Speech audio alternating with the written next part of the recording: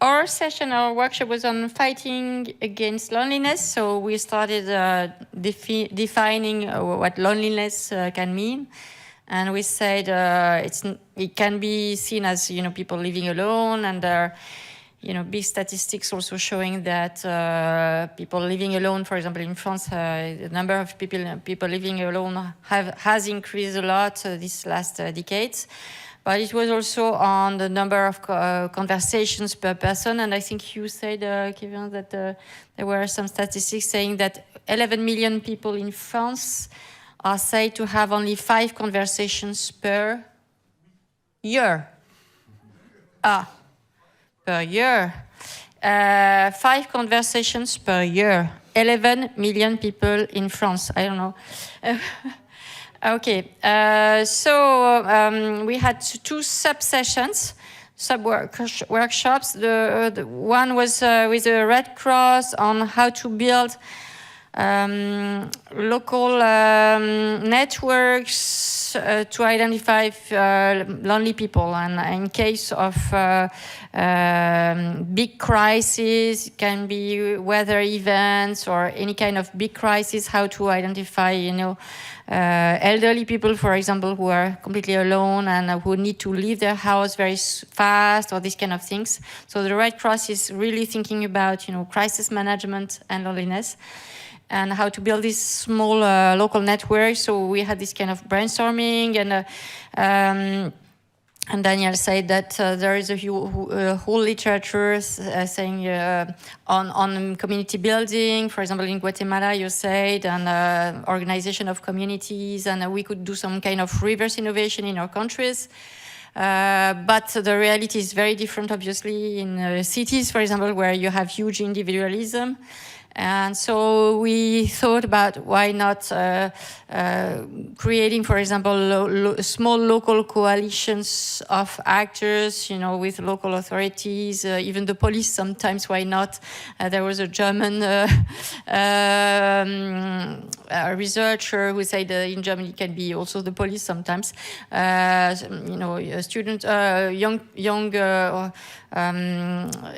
associations, youth associations, and any kind of associations, universities or schools, build kind of social networks and coalitions, and think together on how build this organization to identify at least lonely people, and in case of crisis, how to deal with them. It can be through apps, obviously, but not only apps, because these people sometimes don't have access to internet. So that was the question that we had, and I leave the floor to Kevin. Kevin. On the second small workshop. So, how do we measure cost of loneliness, or in a positive way, how do we measure the value of the social ties, or social bonds? So we try to enumerate all the dimensions. You have an issue of health, of mental health, of housing crisis. You have expenses, for instance, social workers. You have also the way, the thing that being together, you can create serendipity, and you can create new projects and entrepreneurship. You consume probably more carbon when you are alone than when you have a mutualization of products and goods. Types of service for lonely people that can appear. And we asked 2 last questions. One is how is it different between generation, between young, elder people, and when you are adult or lonely with your children? And what about the place you live? Is it different in the suburbs? Is it different in the big city? And I think that's it. Thank you. Thank you. Okay, so hello everyone. I was basically responsible for the breakout room discussing refugees. So we had several interesting discussions there. We started with a very broad debate around stigmatization in a way, and how it might be inappropriate to even use the term refugees to refer, to newcomers. And so we actually switched to newcomers to be more friendly and less exclusive ourselves. So we talked about how, ways in which companies can be more active in welcoming newcomers and migrants. We discussed, for example, strategies around bringing leaders in companies into, closer to refugees or to migrants, newcomers, to make them understand how, skilled these people can be and how much value they can actually add to the companies. We also talked about challenges in dealing with newcomers who are actually so they tend to be high skilled, but they have, for example, diplomas that are not really recognized in the home countries, right? And so there are sort of like different layers of how inclusion should operate. We then talked also about investments. So we spent some time thinking about how to invest in initiatives that could help migrants or newcomers, for example, start their businesses, but also companies or startups that are bridging gaps there, right? So we talked about examples of businesses that are providing healthcare to newcomers, that are providing access to financial services, which can be very tricky, and also education and languages. I think I did justice. If anyone from the group wants to add anything, please feel free. No? Okay, so great, thank you.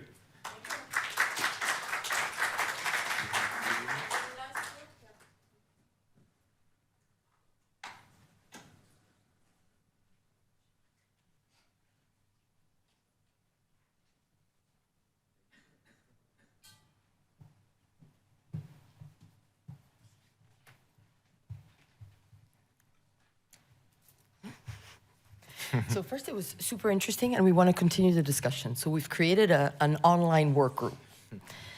I think we asked more questions we found more questions than answers.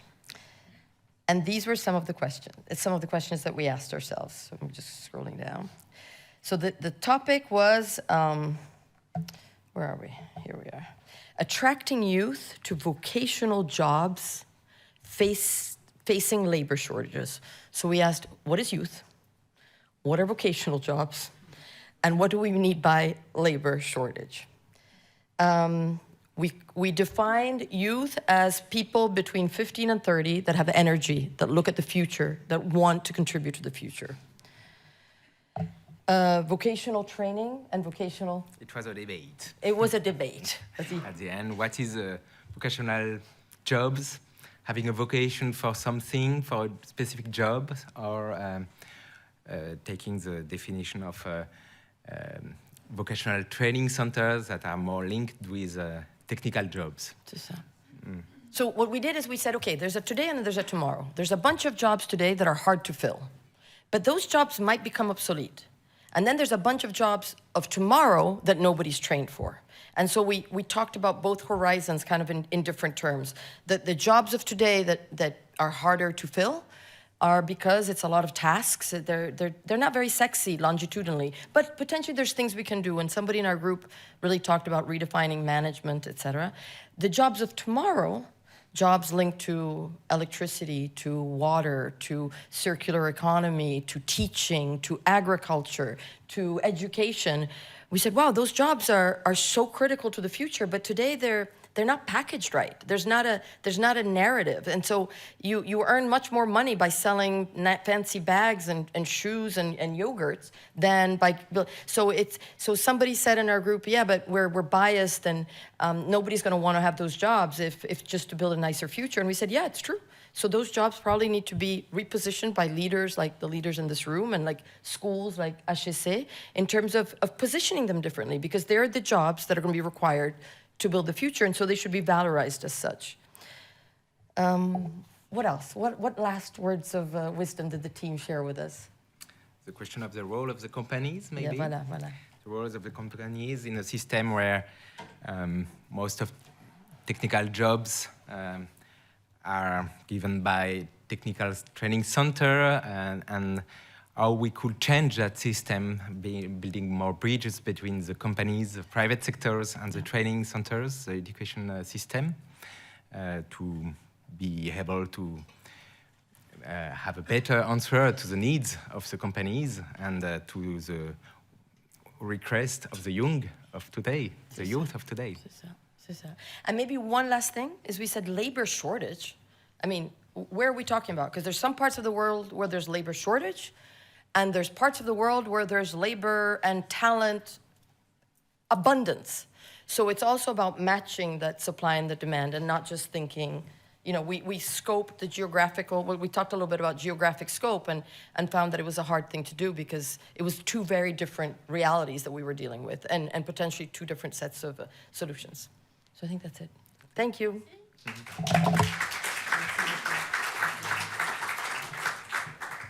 Okay, so now we are off for the final session. I would like to invite the speakers to take their places here. So we have now a session on social connectivity or social ties. I don't think I need to spend a long time explaining the importance, right, of all this. So Eloïc Perrache in the introduction already talked about a lot of these issues. So we're having 3 experts here with very complementary views. We start with Yann Algan. Yann is a professor and a program director at HEC. He's one of the leading economists working on social capital, trust, and related issues. We then have Nadia Pape from INSEAD. She's a PhD candidate working on questions related to gender, especially gender entrepreneurship. And then finally, Dan Wang from Columbia Business School. Dan is an expert in social networks, and he's going to talk about migrant entrepreneurs, which is a big topic where he's one of the leaders. And then for the practitioner's perspective, we have Kevin André. I'm sorry if I butcher your name. He's the founder of Kawa, and he'll give us the practitioner perspective on this. So, He's also an academic. Former academic. oh, that's even better. Okay, so yeah, let's start with you. Yeah.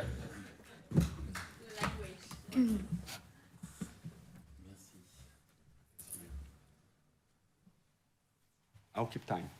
15 minutes, huh? Yeah. Okay. Ça fait 26, okay. Hi, everybody. Pardon. This is a pleasure to be with you. So, since we are short of time, I will say 3 things. First, I was planning to present you something I will not present. It was something much more on the big picture. Why is it the case that post-industrial societies are really characterized by loneliness at work, loneliness in territories, loneliness also on the social media, the social network, and that it could really explain the rise of anti-system votes. Then I realized that all the people here were researchers doing a lot of experiments and things like that. And the second thing is that you were on a much more positive side. So this is why rather than having something what's too gloomy, I will try to find solution. And solution, this is B, is how we can, with education, have new policies that precisely bridge loneliness and really develop cooperation. And this is a real issue in all societies, but especially in the French case. When you look at all the international survey in France, we don't teach our pupils to cooperate. On the OECD, on the PISA, I guess all of you know this international survey. When you really try to ask what is the level of cooperation in the classroom for children, for young children at 15 years old, we are ranked at actually the extreme bottom of the international ranking. Can we do something? And this is the third point that I will present. Yes, we do have some policies to develop cooperation. We are launching a lot of experiments in the French context right now, especially with the program Motivation, that has been inspired by this evaluation that we have done with some co-authors, especially Richard Tremblay and Sylvana Conte, who are psychologists in Canada. And I will show you how a simple experiment developing for young boys social skills can have really large effect, economic and non-economic effect for the entire life. So just in terms of backgrounds, there's been a lot of research showing that there's a strong association between non-cognitive skills, especially what we call either social skills, your ability to cooperate, or what we'll call emotional skills or self-control, or growth mindset. You know, the growth mindset is your ability to think that it's not a fatality if you are really bad in math. It's just a muscle. You need actually to train it. If you ask this question to the French, for instance, at 15 years old, okay, 60% of the students in France think that their result in math is an issue just of luck. If you compare this with the average of the OECD, it's only 20% in the other countries. So, I mean, it might explain also our results. And the key issue is how can we really measure the causal impact of training those kind of skills, and especially the social skills, on the academic result, and then on the lifelong outcomes of those pupils. And I don't know if you know the Peri Preschool program. How many of you have heard about this program? It's one of the most well-known programs in the US, especially in the suburb in Chicago, by a Nobel Prize in economics, Jim Heckman, who really look at how the stimulation of cognitive skills in the early years, when the pupils are around 5 or 6 years old, have a long-run impact during their entire life, okay? The key issue is that we don't really know what are the mechanisms, and if it was really depending on the content in terms of math or additional training in terms of academic, okay? Or was it some stimulus in terms of social skills? And this is explicitly what we will do here with an experiment in Montreal, where, so I was born, but I was quite young to do research about that time. But in the early 80s, the city of Montreal decided to look at some children between at 6 years old that were those who were lacking the most of social skills, okay, on a ranking from parents, from teachers, but really young boys that were at high risk of disruption. And then they decided to train them during 2 years on self-control and social skills solely, so there was no additional academic content, okay, in this intervention. And the kind of training that they were doing, if you want, for instance, if I take the example of social skills, it will be something like that. So it was in 1984, among 1,000 boys in kindergarten, they randomized the most distributive between the control and the treated group. And if you look at the treated group, he will receive typically some topics on self-control, but also on social skills. So on social skills, I will just give you an example. They were taught on how you will, with some games, on how you will construct a sentence together. The first will start by saying I, the second will add a verb, the additional one an adjective, and things like that, and just to listen to each other and to understand that you need to first to listen and to cooperate to make sense of the world, okay? For the self-control, so it was one example, but for the self-control, one example is the following. You play a situation where one of the kids realizes that he's tagged out first. So how can I really control my emotion? I need to first think that I identify my emotion, I'm angry, then I think on what I should do, okay, to make sure that I can avoid disruption. Those kids, to be totally honest, were kids that were familiar a lot with violence, so especially within their family. So when they will be bumped, for instance, in at school, they will think that it was intentional from the others. So they really need to change their perspective taking and take the perspective of the others and to interpret correctly. Okay, so this is exactly what we teach them. Try not to have a disrupt emotion. Try to think, for instance, count to 10, okay, breathe, and then try a strategy. So to be totally honest, I've tried this on my kids, it never worked. But here, you will see the result is quite amazing. After, it was only 10 sessions per year, okay? So in terms of cost effectiveness, it's, I mean, the cost benefit of this kind of intervention is outstanding compared to all other programs. I just show you the impact of this treatment. So those kids have been treated during 2 years, and then we follow them during the entire adolescence. And then we will match all the data with the administrative data, and I will go back to this. But if you look at adolescents, in blue you have the control group, okay? In red you have the treatment, and in red you have the normative group, that is the group of boys who were considered not at risk at the beginning, okay, of this experiment. And as you can see, the treatment reduced the gap with the non-disruptive. Here I take the treatment, so there's a real distribution that shifts toward the normative group in terms of aggression control, in terms of impulse control. And if I look at trust, what was remarkable is the fact that the distribution of trust and cooperation among those kids, the treated kids, is almost exactly the same as the normative boys, the boys that at the beginning didn't have any problems of social skills. And then we have followed them to look at what kind of impact it has on school performance. This experiment had no initial impact on IQ, on grades at the beginning, which was great. It showed that this intervention was only on social skills and self-control, only on non-cognitive skills, so we were not expecting to have a boost in grades or in IQ like this, okay?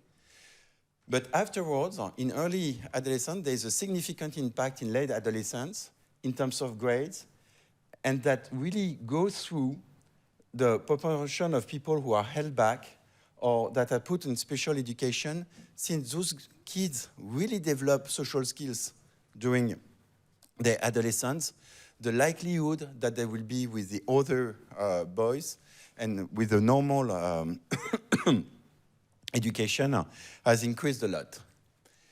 And then the last part that we were really interested in, which is really new, is this one, is that those kids, we have tried to look at the long run impact, okay, in terms of economic outcomes.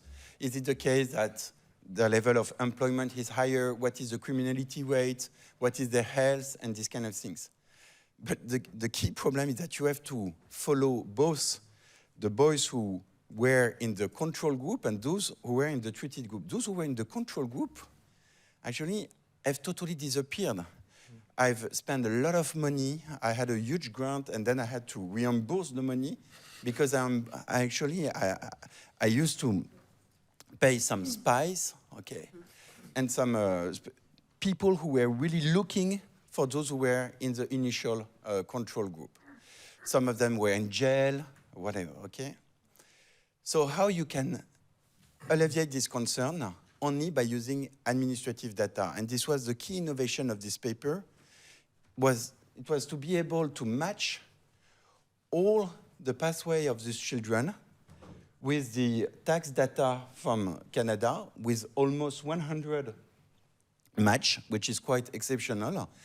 And so we use Statistics Canada with all the tax returns in terms of earnings, social transfer. We have everything in terms of Ministry of Education for the second school degree, and also all the data on justice with the criminal record. And this is quite rare. And at the end of the day, we were not, we were really happy of this matching to see the long run impact. If I show you on adult outcome, here the treatment group has a much higher probability to get, not to be a high school dropout compared to the control group. There's a huge increase by 20% in, here, in average earnings compared to the control group. And the treated group is much less likely to live on social transfer, and to have health problems, and all this. The level of criminality has decreased a lot also. This is what I show you here. The number of crimes committed at 20 years old. So here you have the number of crimes in the control group and the treatment group. So there has been a decrease by almost 40%, and the treatment reduced the gap with the non-destructive by almost 80%. But if you look at those figures, you remember, I mean, in the control group, all those kids have committed at least 2 crimes. So we were really in a particular population that really needed some help. And what we show here is that it's possible to have a really strong influence on those kids. And in the long run, when you accumulate the impact, not only in terms of education, in terms of academic performance, in terms of employment, in terms of wage, but also in terms of criminality or in terms of health, the return is really high. For every dollar spent, total benefits as $11. So it's a rate of return of 17%, which is really high. I don't know of a better investment, okay, if you compare with the interest rate right now, I don't know of any better investment in our population, in our education. And if we want to build a trusting society, we better start at the early age, and especially in the French case where social skills are really missing. Thanks a lot.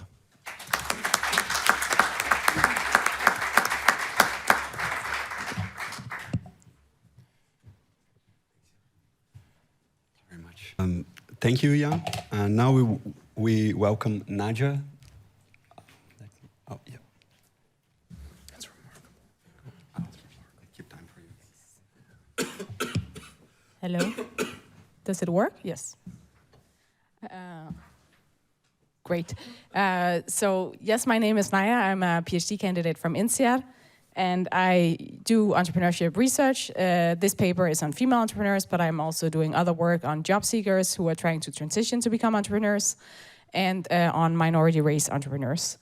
And I do experimental work, so it talks very much to what Marike was talking about earlier, about the importance of RCTs to evaluate the causal impact of an intervention. So this paper is entitled "One Size Doesn't Fit All: Experimental Evidence on What Motivates Women to Sign Up for Entrepreneurial Training."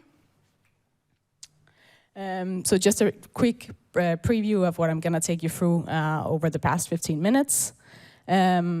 So for those of you who are slightly interested in this topic, you may know that the gender gap in entrepreneurship is a very well-documented pattern.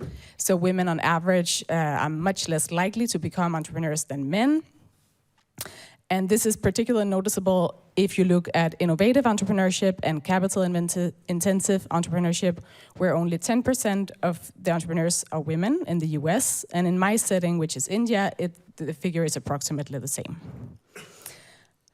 So what we do know about female entrepreneurship is that over the past couple of years, we have seen a very vibrant stream of research investigating the entrepreneurial outcomes of women entrepreneurs. So we know that women entrepreneurs are much less likely to receive funding than their male counterparts.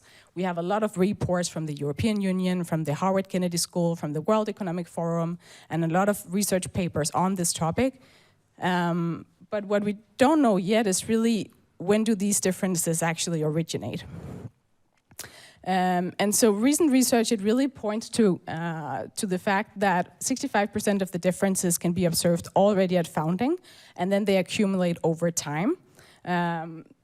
So I think that there is a real need to understand the drivers between the gender differences at the earliest stages of the entrepreneurial pipeline, which is the pre-entry period. And as I just said, there is very limited data available because, as you can imagine, when we talk about a pre-entry period, we're talking about aspiring or potential entrepreneurs. And these people are people who have a business idea but who have not yet registered a company. So there is really no way to find these people in databases that already exist. So first of all, you need to go out and identify these people. And then when we talk about female entrepreneurs, as I've already alluded to, there are much fewer of them, right? And as a researcher, that is very annoying from a statistical point of view. But what we do know about the pre-entry period is that women tend to be much less likely to sign up for entrepreneurial training as well. So for example, this is data from 6 incubation programs with more than 2,000 applications. And only 21% of these had at least one woman on the founding team. And it really suggests that it's not a question of bias in the very early stages. It simply means that women don't even apply for entrepreneurial training in the first place. And why is this a problem? It's surprising because we talk about what we call lost curies. And so basically we know that talent and creativity are equally distributed across genders. So there's really no reason to think that women have fewer business ideas or that these ideas are of worse quality than those of the male counterparts. And we also know, although that the evidence is quite slim, but in matrilineal societies, which means the societies where women are in charge, then they are more likely than men to actually initiate actions towards starting a new business. So it is kind of puzzling that we see this effect of women making seemingly voluntary choices that just, with the result that they don't really sign up for entrepreneurial training. And so one of the assumptions that we have in this quite rich literature on entrepreneurial training is that what we offer actually really match the needs and the preferences of aspiring entrepreneurs. But given the statistics on women who apply for entrepreneurial training, I really call that assumption into question.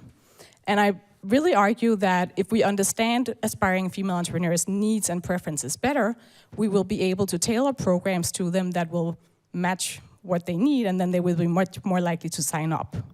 So in this project, I really ask, how do aspiring entrepreneurs actually evaluate training characteristics? And do women and men actually evaluate the same thing? And if we provide women with training characteristics that suit their needs, will they be much more likely to sign up? So just a preview of the setting. I conduct 2 field experiments with male and female aspiring entrepreneurs in India, in collaboration with local partner organizations. And I focus on a mechanism that I have labeled inclusion signaling, which is the intervention that I believe will reduce gender disparities in interest in an application for a pre-incubation program. And I believe that a pre-incubation program is a really great setting for studying this for a couple of reasons. So first of all, for those of you who are familiar with the entrepreneurial ecosystem, then incubators, they are a very important channel for recruitment of people into entrepreneurial training and who will later become entrepreneurs, because these programs, they offer a lot of benefits, enhanced ability, enhanced willingness to actually launch a venture. And then they have also proved to be a stepping stone into actual entrepreneurship. And then from a research point of view, it's a very elegant way to study entrepreneurship because it basically provides a similar starting point. So you observe entrepreneurs who are at the same point in their entrepreneurial journey, which will allow you to compare apples to apples, basically. But when we talk about the things that I mentioned earlier, that fewer women actually apply and that they have the same talent and skills as men, then what really holds women back?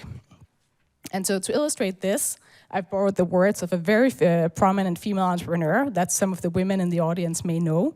She's called Sarah Blakely, and she's the founder of a company called Spanx that is making underwear. And so what she says is that being a female entrepreneur means that we face unique challenges, but with every obstacle comes an opportunity to prove that greatness knows no gender. And I love that quote. So let's look a little bit at what these obstacles or particular opportunities actually are for women. So in India, which is my setting, entrepreneurship looks pretty much like this, which is actually not too different from the rest of the world. It may be a little bit worse, but you kind of get the idea that it's a very bro-oriented environment and it's very male-dominated. And so there's really not much academic literature on self-selection into entrepreneurship. But we do have a literature on female participation in male-dominated fields, such as STEM and tech, for example.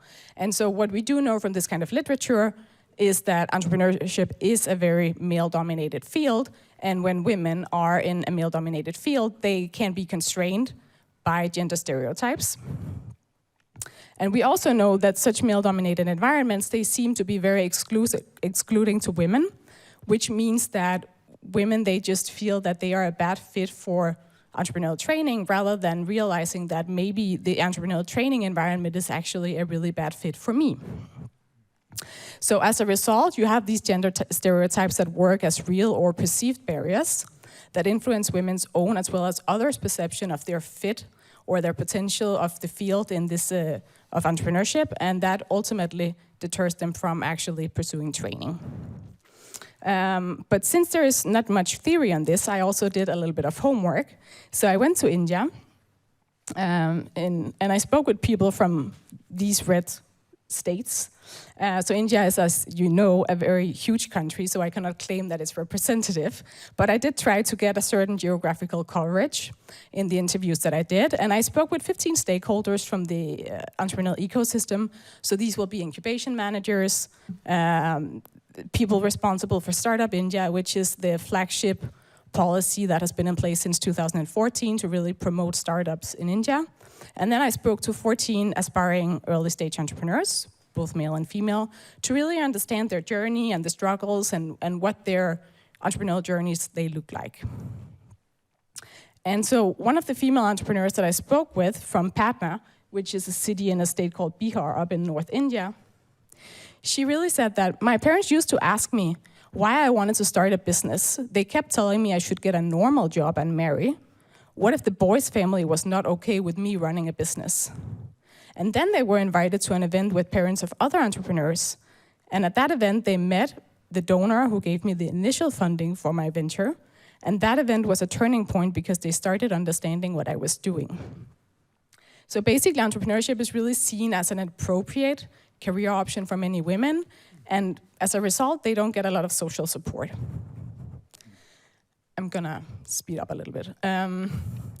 And I also spoke to a male program director of the largest women-only incubation program in India, and he also pointed to this idea of the emotional support, because women, they really have other conditions to run their ventures. They need to take care of sisters, ailing mothers, mothers-in-laws, whatever. And then I spoke to a female CEO of a women-only foundation and platform and initiative, and they really promote women's careers in tech, entrepreneurship, and finance. And she said that one of the primary problems we face is that entrepreneurs don't look like me. And that's why we offer mentors and role models. We believe if she can see it, she can be it. And we try to display stories of women who succeed to motivate other women to walk the same path. So based on both my field work and the theory, I argue that inclusion signaling that can help to make more women self-select into entrepreneurship. And I'm gonna skip these more theoretical slides a little bit. But just if you wonder, how do you actually signal inclusion to women? So in the scope of my project, I argue that you can signal that either through the workshop content or through the workshop audience. So the audience is really who can attend. So if we invite women to attend the training with a +1 or a significant other of their choice, it can be a family member, it can be a friend, or it can be a spouse, then we may be able to increase the interest in and the sign up for the workshops. So in this field experiment, I'm creating a brand new pre-incubation program that I have labeled the Indian Founder Foundations Program. And I've managed to get that sponsored by the INSEAD Center of Entrepreneurship. And it's really a program that is supposed to encourage all aspiring founders across India.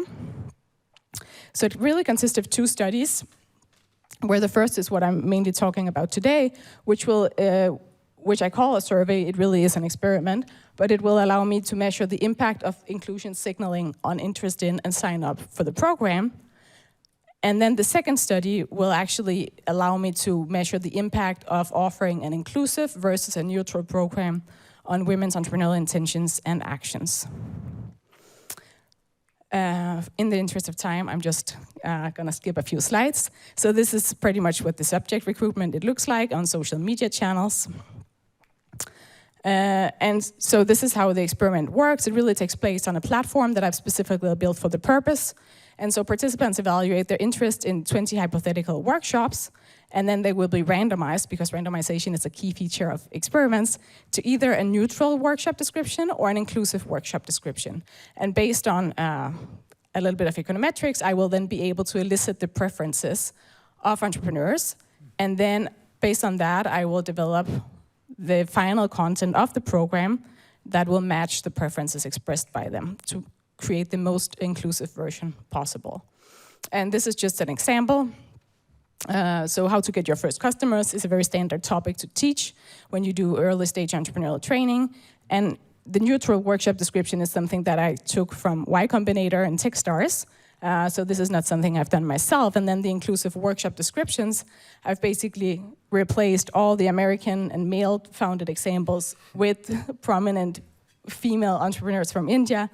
I highlight other things as well that I'm happy to discuss offline about how women can contribute with unique skills, perspectives, and so forth. And this is what it looks like on the platform. So in pink, you see this, it's randomized as well, whether you can attend this workshop with a family member or a friend, really to increase that social support.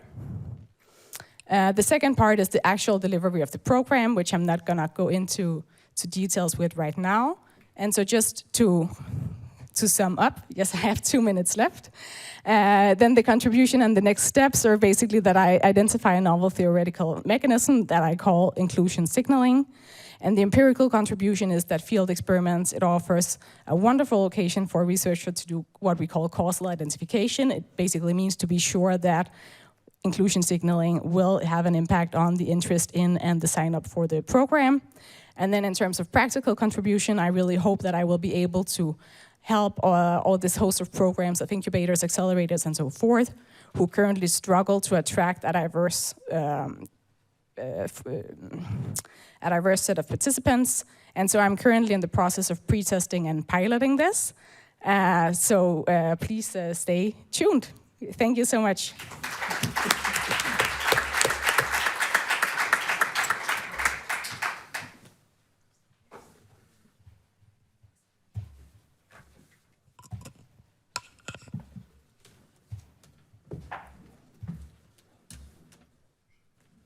Thank you, Naya. Now we go with Dan Wang.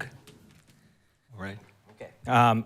Thank you, Leo. Thank you, everyone. Great start. Thank you, everyone, for being here. I'm delighted to be here. Thanks, Marieka, for the invitation again this year. I've learned so much throughout today that I think I'm going to have very little to contribute, but I'm going to try.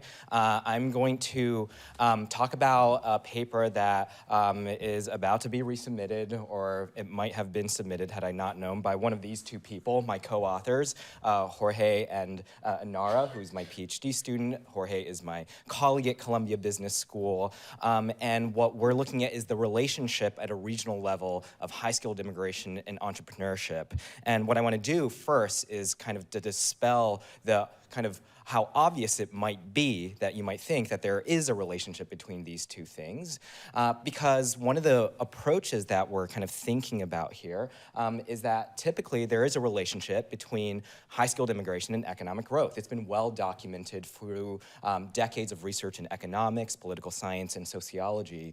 And the reason for this is because of employment. And so when high-skilled immigrants go to a country, typically they're employed by established firms. They contribute to those firms grow, which eventually leads to regional economic growth. More recently, there's been work that says there's another pathway through which immigrants can contribute to regional economic growth, and that's through entrepreneurship. And the most typical pathway that's obvious is that they start ventures. Immigrants go to a country, particularly high-skilled immigrants, they start ventures. Those ventures become unicorns, they become Google, they become other companies that contribute to regional economic growth. And so that sounds plausible, but let me give you two what you might think of as stylized facts. So the first fact is that the context in which I'm going to be examining this is in the United States, and a lot of the evidence that is about the relationship between immigration and economic growth comes from the United States as well. But I think this applies to other country contexts as well, but bear in mind that that is the context for us. So the first kind of stylized fact is that most high-skilled immigration into the United States is through employment-based visas. And so the folks coming into the US to work on these employment-based visas don't have an intention necessarily to start businesses. So that's the first stylized fact. The second stylized fact is that immigrants to the US face unique regulatory barriers to starting companies. Now, I know what you heard from Sandra this morning, that undocumented immigrants can start companies. I heard several times, by the way, throughout the day, it's like, oh my God, that means anybody in America can start companies without papers.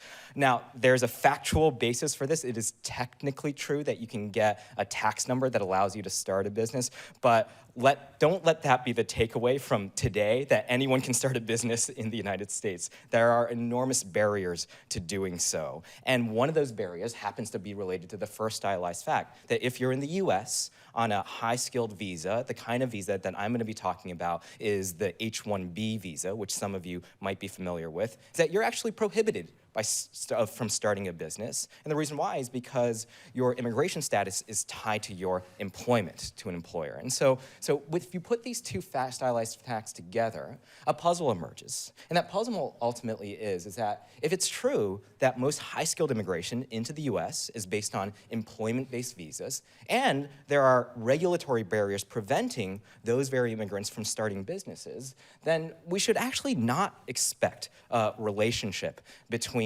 high-skilled immigration and entrepreneurial growth at the regional level in the United States. And so this kind of calls this pathway of immigration to regional economic growth into question.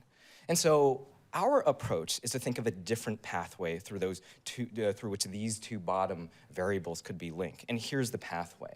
So the pathway is through employment. But what I'm gonna try to show you and convince you of is that when high-skilled immigrants come to the United States, they work for companies, but in their work for the employers, they achieve kind of a level of regional embeddedness through social ties, which I think is the topic of this one. Okay, so social ties, through which they transfer knowledge to the local startup ecosystem, which results in regional economic growth. So the principal relationship that we're looking at is high-skilled immigration to regional entrepreneurship. That's where we're actually looking at.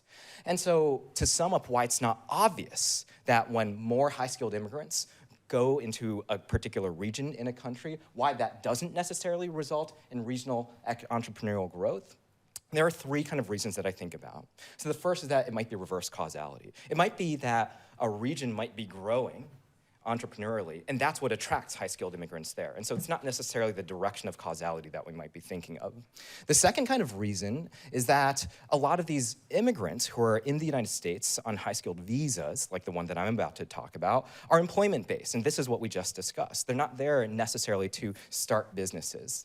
And the third is that there is work that shows that there could be a crowding out effect in the labor market. And so not necessarily true that when high-skilled immigrants go into a region that the talent pool of that region increases, which increases the economic potential of that region. And so for these three reasons, it's not obvious that this relationship would actually exist. So the principal takeaway of this particular study is to establish whether there's a relationship to begin with. So how do we do it? Well, we have three main data sources that we're going to be using, two principal ones, to kind of assess employment-based, let me just start with the unit of analysis. What we're going to look at is variation across regions in the United States. I'm going to show you a slide about what I mean by this in just a second. By regions, we're looking at metropolitan statistical areas, and we're going to look at this over time, over 6 years in the United States. For data on employment-based high-skilled immigration, we're going to look at data from the U.S. Department of Labor, and specifically something that are called LCA applications. And specifically, these are applications from employers in the United States for visas for high-skilled workers from abroad to work there. And these employers include companies in financial services, technologies, major companies, smaller startups as well. When it comes to regional economic growth, we're going to use data from something called the Startup Cartography Project to measure at the regional level entrepreneurial quality and quantity, and that comes via my co-author, Jorge Guzman. Okay, so what do I mean by the regional level? When we look at regions, we're talking about metropolitan statistical areas in the United States. There are about 400 of them in the US, and they range greatly in size. There's an MSA called New York, PA, which is Pennsylvania, New Jersey. That's a huge MSA. That's the biggest one in America. And there are some MSAs, such as in the middle of the country, where they're much smaller. And so they vary greatly in size. And that's kind of a feature of this data.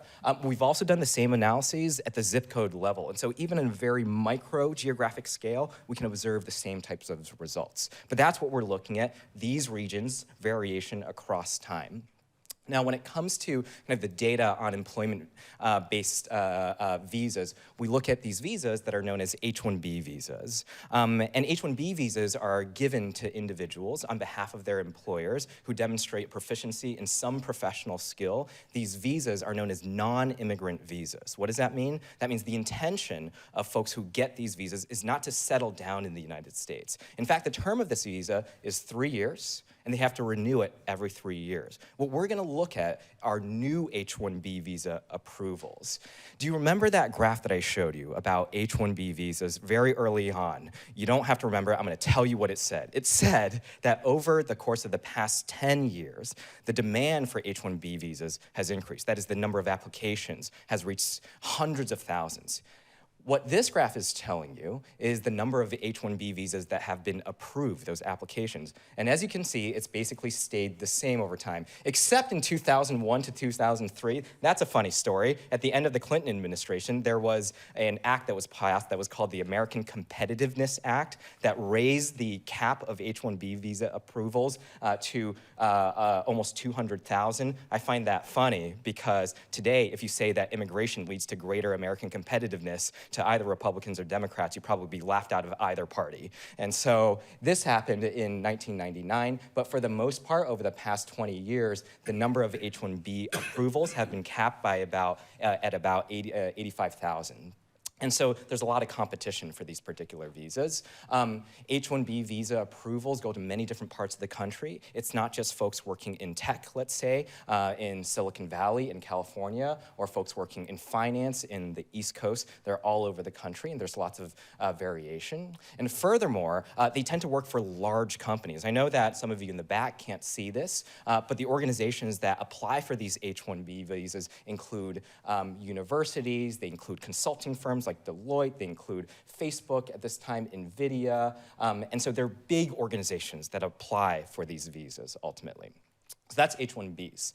The way that we measure the quality and quantity of entrepreneurship at a regional level is through a data set called the Startup Cartography Project. It is too complicated to explain, so I'm going to distill it into one sentence. What the Startup Cartography Project did is to take business registrations, patent data, data on IPOs, acquisitions, combine them all at once to measure the simple quality of a region's entrepreneurship or entrepreneurial activity in one index. So it boils it down to one number. If it's higher, it's better. If it's lower, it's worse entrepreneurial quality. And it varies over time as well. So that's the Startup Cartography Project. If you look at the relationship, for example, between the number of H-1Bs and the number of entrepreneurial quantity, there's a positive relationship. The same in terms of H-1Bs and entrepreneurial quality. Each dot represents a different region, and this is static. And so this is just looking at 1 year over time. So it looks like more H-1Bs leads to greater entrepreneurial quantity and quality. But we can't take this evidence just as at face value, so we did a regression. Here it is, but it's kind of pointless, so let me show you what it's telling you. So what this regression is telling you is that for a given region in the United States, a 20% increase in the number of H-1Bs leads ultimately to a 0.8% increase in what I'm just gonna call regional entrepreneurship. You can think about that as quality. So you might be thinking, this seems like a lot for a little. So let me contextualize what this means. So what does a 20% increase mean, let's say, for this region, New York, New Jersey, Pennsylvania, the biggest region? Well, that means an additional 3,600 H-1Bs. But in Silicon Valley, where there's a smaller population of H-1B recipients, that's an additional 1,300 H-1Bs into that region. If you move even to smaller MSAs, for example, in Kansas City, which is an MSA, in Phoenix, or Denver, Adding 20% more H-1Bs gives you 100 more H-1Bs. And then in Atlantic City, which is a place people go to in New Jersey to gamble, and Alabama, an additional 20% means 5 additional H-1Bs. So why is this significant? That's because it is pretty trivial to get 100 more highly skilled immigrants to move to places like Kansas City, Phoenix, and Denver. And the reason why is because these different regions are also beginning to attract much more industry, particular in tech. And so there's a policy initiative and incentive to also make this happen. It's going to be almost a self-fulfilling prophecy. So that's a reasonable way to think about the magnitude of the size of the effect. Let me talk about what the effect actually is. An 0.8% increase in entrepreneurship, which, as you saw, would happen if there were 100 more H-1Bs living in, let's say, Kansas City or Denver. So let me give you the following scenario. If Kansas City were to really become a tech hub, it's going to lead a lot more than 100 more H-1B visa recipients. So let's say Kansas City gains 500 more H-1B visa recipients, which is also fairly reasonable as well. So based on our calculations, ultimately, about the relationship between entrepreneurial growth in a region and GDP growth, what we've calculated is that adding 500 more H-1B visa recipients leads to $280 million more in regional GDP growth that's attributable to greater entrepreneurship alone from the additional H-1Bs. And this is above and beyond their contributions directly to the local economy. And so this is an ancillary indirect effect that often gets ignored ultimately in the literature, and we think we've shown this in a profound way. The reason I think this is relevant, because just in yesterday's news, there was an announcement that the number of H-1B visa applications dropped by 40%. So let me show you exactly what that means. In 2023, that is last year, there were 780,000 H-1B visa applications. That dropped this year to 470,000 applications. And the reason why is because companies tend to game the system. They apply for multiple positions when they don't actually need it. So these are essentially fraudulent applications. The US Department of Labor cracked down on this. And so this is a more realistic estimate of the demand for H-1Bs in the United States. But that is still 5.5x the demand for H-1Bs compared to what are actually granted. And that number is very similar to what Kansas City would require if it were to fulfill its quota of need for H-1Bs. So ultimately, what I want to kind of leave you with here is that when we think about different toolkits for inclusive economic growth, I love this paper from Nick Bloom et al. In 2019 because they go over a number of different policy initiatives. And this table kind of says it all. Skilled immigration, these pathways to incorporating skilled immigrants and increasing skilled immigration is the best solution in terms of benefit and cost. It's a simple policy initiative that ultimately can make a huge difference. What you've heard today, we did a bunch of other stuff. I don't need to talk about it, but we can talk about it in the discussion if you want. So we also did a lot of these things too. But ultimately, what I want to leave you with here is that employment-based high-skilled immigration can be a factor in boosting economic and regional entrepreneurship. And it does ultimately through knowledge transfer. It's folks working in large firms in the regions that they go to and passing on their knowledge to entrepreneurial ecosystems locally. And ultimately, what we also show is that this knowledge transfer leads to greater economic growth as well, not just by the direct effect of immigrants moving to a region, but also by the spillover into the startup ecosystem. Thank you.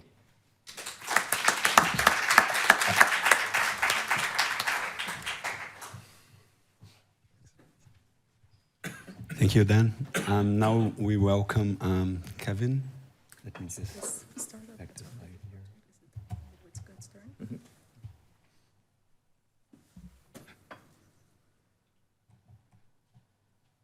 If you're looking for my slides, I don't have slides. I'm looking for the other slide. It apparently disappeared. So yeah, I think So we'll we go can with shut this. down the screen maybe.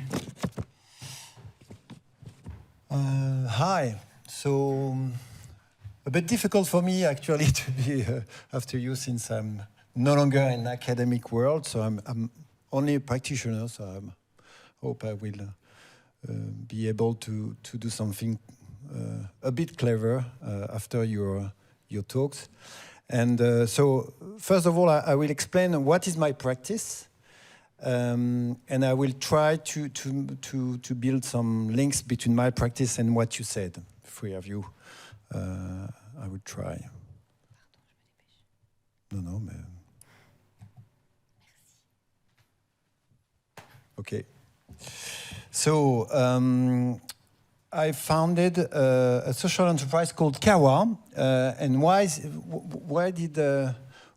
this social enterprise? Because I made, like, when I was professor, like three or four facts struck me. The first of those facts is what said Benedict said a bit earlier. 11 million people in France have less than 5 conversations a year. 60 million of people in the US don't know how to whom talking about them. So we have what we can call now an epidemic of loneliness in the world. Actually more in developed countries, which is very interesting. What is human development? So this is the first fact. The second fact is that you have a massive disparition of, in France, but elsewhere as well, of coffees and bars. You had like 500,000 coffees in France 50 years ago. Now you have 34,000 coffees and bars in France. You have a massive disparition of what we call now, Ray Oldenburg called third places, meaning places where you can build social ties. You were talking about trust. We have a barometer that we conduct each year, which shows that 3/4 of the French people think that that other people should not be trusted. From what I understood, but maybe you know better than me, it's quite French to be so such a difficulty to trust other people. And the last fact that led to the creation of Kawa is the big paradox between a society where we are very connected, digital connection, and loneliness. You have an anthropologue called Sherry Turkle. The name of the book is We Are Together Alone, we're alone together. So the more we are connected, the more we are alone. You have a paper that shows that you have a correlation between the time you spend on social network and the time and the fact of feeling lonely. We don't know in which way goes the correlation. So, given all those facts, I said to myself, I will try not only to discuss the point, but trying to set up a business, a social enterprise that tries to contribute to this big issue. And so it's called Kawa. So Kawa, what is Kawa? A coffee, of course. And you can drink tea as well, maybe beers, wine, but a coffee. A coffee, but it's more than a coffee. It's a coffee where you have a restaurant, of course. You have a restaurant where when you don't have money, other customers can pay your meal or your coffee. It's called suspended coffee, maybe you know this. It's from Napoli in Italy. You have lots of activities, lots of events. You have 400 events a year, and it's from karaoke to gaming to conferences to dancing to anything that people want to organize at Kawa. You have a co-working for people that work in social economy, and you have co-living for young and elder people. So our idea is if we want to gather people and to create new social ties, you have to mix activities in a single place. This is what we call today third places, even if this word means a lot of things different. So we didn't conduct a randomized controlled trial. I don't have your beautiful graph, but I can tell you some 2 or 3 figures about our little business. 3/4 of the people that come in Kawa meet someone they don't know. So we are not a regular coffee. We are a coffee where people can meet someone if they want to. Second fact, you have a bit less than 50% of the people that are we say in French, habitués, so people that come very often the coffee, saying that the kawa bettered their social life, which is very important because it's not only weak ties that we focus on, but strong ties. So it's 40,000 people a year, and it's a beginning because we have to go further and to create new places in other towns. So I will try now to make a link with your papers. And I was very interested by the signaling inclusion. Why? Because we have a big problem in Kawa. It's that loneliness is very shameful. So I cannot talk about loneliness. Or if I say that Kawa is a place for lonely people, yes. It's going to be very lonely because nobody is going to come because you are a loser. It's a place for losers, and so it's not attractive at all. So the first time I did an experiment for Kawa, I designed a small leaflet, and I put on the bottom of the leaflet almost 50% of the people in France feel lonely. And I distributed this leaflet, and people were saying to me, I just don't want to come to your coffee because I'm not lonely, okay? So I just put up this little sentence, and it was exactly the same leaflet, and I gave it to people. And we did the experiment, and there were 100 people coming, very happy about it. And I did a survey, anonymous, and there were 50% of the people that were lonely. So this is very difficult, and I don't know actually how to do it, so maybe you're gonna have some ideas for me. And the problem is that loneliness, it was interesting because in your little text, you were talking about women or about, but loneliness is not visible, invisible. So how do I show that people are lonely since it is a state of mind? It's not like a disability or something like this. So thank you for this paper because maybe it's going to help me to find a solution. You were talking about, if I understood correctly, social ties in the workplace leads to entrepreneurship. Is that correct? Okay. It's interesting because we see that in Kawa, and I was not aware of this, people that come and say, I would like to become a teacher for yoga, and I would like to set up a bar in gaming. And I say to those people, let's use Kawa as a place where you can challenge your idea, try things, and it's not a problem if it doesn't work, it's okay. And I could see a guy who spent like 6 months organizing events about gaming, and with the support, with the social ties he built, he started his gaming bar. So social ties is really, we are not incubator at all. I mean, we don't have someone who is coaching. And the last one, Jan, about educating to social skills and the cost effectiveness of being very young. I can tell you, but it's the fact that I try to organize in Kawa with people around like 40 years old, some political debates. And so I put in the same table someone who is like Mélenchon, La France Insoumise, someone who is Zemmour, and some people in the center, okay, in the middle. And I tried to set up a workshop, an evening that was nice, I mean, with something to drink, but the idea was to create empathy towards the other.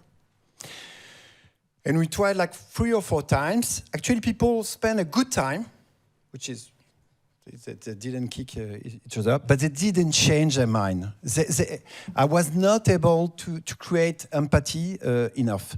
And so my conclusion is that maybe they are too old. I mean, when you are 80 years old, you can create probably empathy, you can build empathy, but at this age, it's really difficult. I find it very difficult to make people move towards the position of the other. Here it is. I hope it was useful. Thank you for your papers.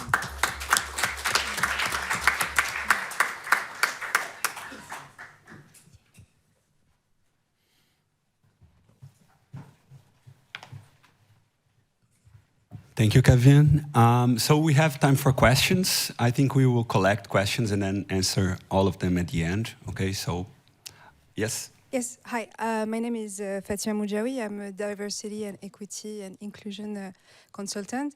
I'm also the communication director at African Legal Factory, which is legal tech in Africa. Special hi to Yann Algan, who was my economy professor at Sciences Po a while back. So I wanted to ask Yann Algan and Naja also after. So what was the explanation of declining social skills in 1983 since social media wasn't there? Is there any explanation of like why our social skills are getting worse? And if you have any knowledge of like during COVID, TikTok blew out and there's a lot of people sharing the fact that they have anxiety, social skill difficulties, or even being on the autistic spectrum, which means that they might struggle with social cues and social skills in general. So if you have any input on that. And for Naja, as an entrepreneur, I orbited more towards incubators being gender specific just for women because it felt more genuine and we're sharing the same experience. So have you noticed that maybe women would be gravitating more towards incubators only for female since they have other issues and maybe mixed incubators are not really adapted to their experience, especially in Africa, since they're maybe not working in the same industry and facing the same issues?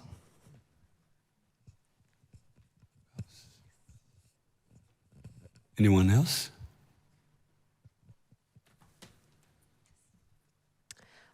Thank you for speaking with us today. My name is Mafo and I'm from ESCP.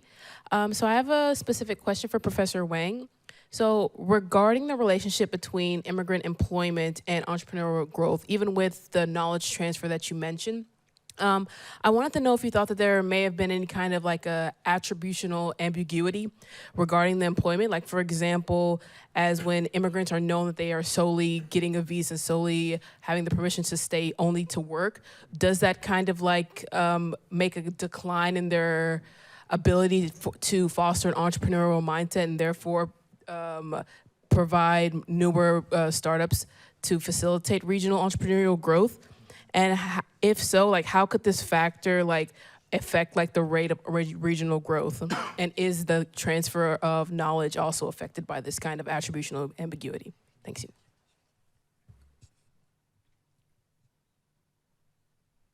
Anyone?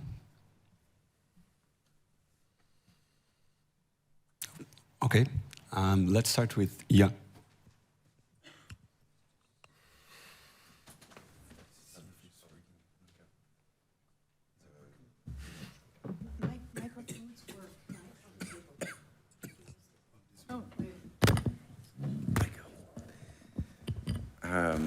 Merci. Donc, c'est un spécial dédicace pour les cours de Sciences Po de première année, when it was not blocked at that time.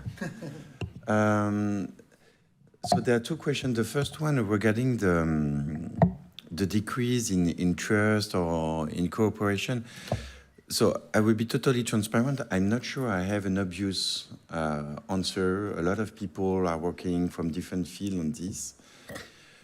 What we really notice is a strong decrease in trust towards institutions in all countries, not only in France. And it's really linked, I mean, all of people who have worked on this, especially in economics, show that it is really related to economic risk, to the rise of economic risk during the last, I would say, 30 years with now IA, automatizations, globalization, and citizens really blame those who vote for Trump, for the Brexit, for Meloni, really blame the government for having been unable to provide security. But there's a second dimension, which is really horizontal trust, the trust in other, cooperation toward others. And now, when we look at long-run social surveys with the World Value Survey, there's a general social survey in the US, we do find now a real drop in generalized trust in an open society. And this is really worrisome. And me, part of the explanation, but I don't have really wonderful identification on that. It's really linked to our post-industrial society, the fact that you are no longer embedded in companies, industrial companies. Now you work on your bike or on your Uber or these kind of things, all what we call this industrial, I mean, 2/3 of the activities are on services, but services that are provided quite alone with a direct relationship with the clients, without unions, without social embeddedness. Same thing in territories. When you look at all those who vote for Trump are those on really middle towns. Same thing for the Yellow Vest. And the highest predictor of the Yellow Vest movement, I'm a member of the Economic Advisory Board for the Prime Minister, and he was really obsessed on how we could explain the Yellow Vest movement by that time. The only predictor was whether or not a cafe or a small shop would have closed in this small town. It was even more powerful as an explanation compared to the closure of La Poste, of public services and things like that. This is where the last room for socialization will disappear. And there has been a lot of, there is a wonderful guy, Angus Deaton, who is a Nobel Prize, who maybe you have heard about his book. It's, I guess, Dying of Despair or something like that, where you really show that all those who vote for Trump, for Marine Le Pen, are people who are really lonely and they are really dying of despair. They are committing suicide of despair.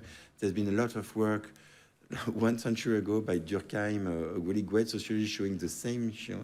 And I get that this is a real issue now. And so this is why I'm worried. I think that the rise of populism is not an accident of history. This is something which is structural. And so this is why we need to find new policies, especially in the education.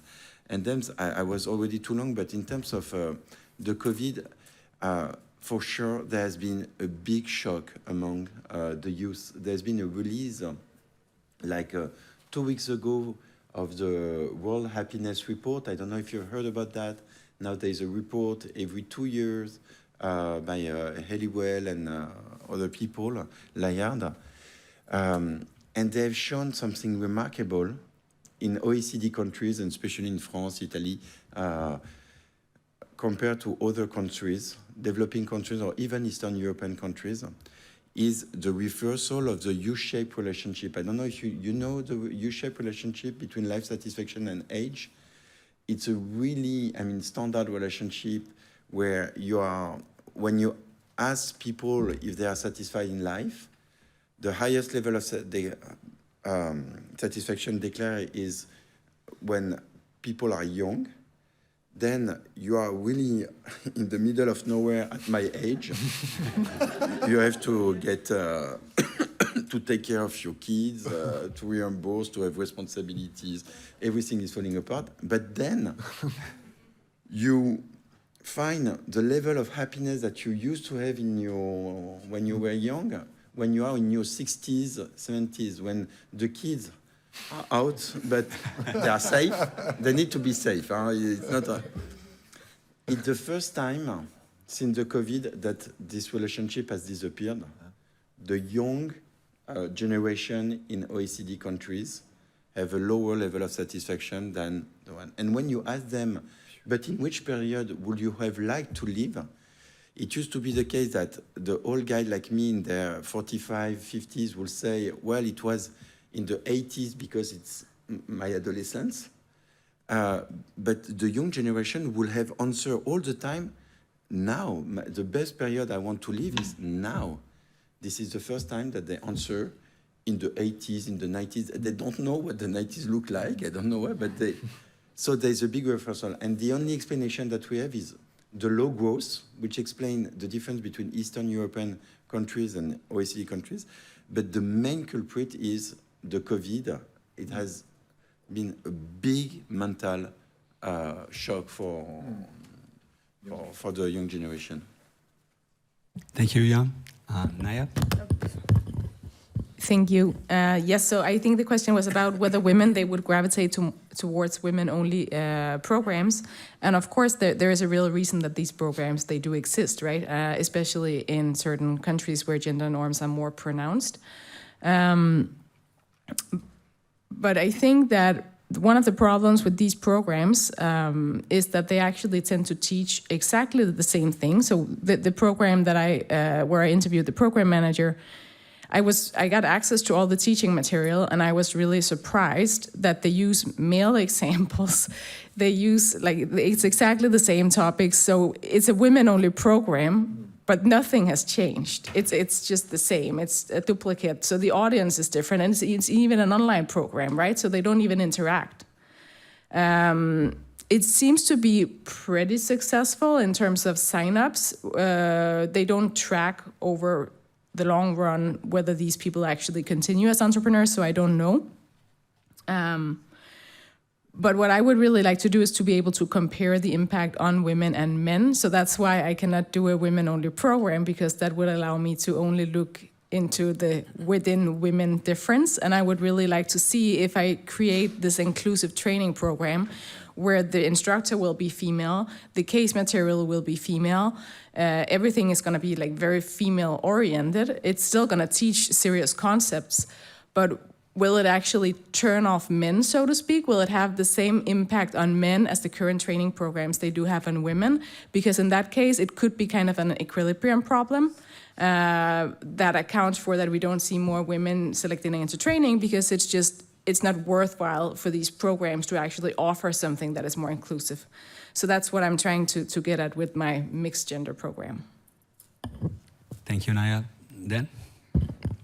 Thank you for your question. It's an excellent one. If I understand it correctly, I think what you're saying is that in addition to the regulatory barrier that those who have employment-based visas face in starting companies legally, that is, they also might ascribe some of their motivations for anything in the workplace to their employment-based visas. So they might hold back from, let's say, sharing knowledge, or they might hold back in interacting, which would result in the knowledge spillover. I can't rule out that that's not happening, but what I will say is that if that is something that's psychologically going on collectively, then the finding that we have is kind of even more surprising, that we observe evidence that's consistent with these spillovers. And I'll tell you one way that maybe is consistent with that, which is that one approach is to see, can you turn off that barrier? Can you make it so that folks who are on employment-based visas are more likely to share knowledge? In which kinds of regions would that be more likely? And one thing we do is we look at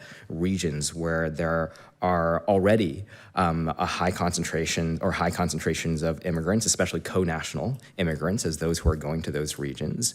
And if knowledge spillovers and knowledge transfer through social ties is really happening, then we should see that in those very regions, there's a higher rate of entrepreneurial quality or entrepreneurial quantity. And that's kind of what we observe. And so we see that if you situate, for example, newly arrived, highly skilled immigrants in environments in which there are culturally familiar communities, then this kind of mechanism unfolds more efficiently, more effectively as well. And the way to kind of think about this too is that the knowledge that they share with, say, co-national communities abroad doesn't just stay within that, say, ethnic enclave or co-national enclave.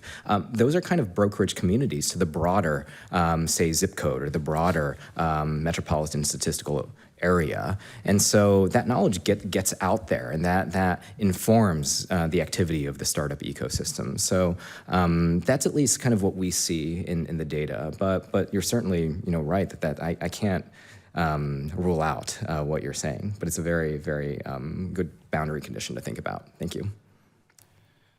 Thank you, Dan. So thank you, everyone. Let's give a round of applause for our speakers. And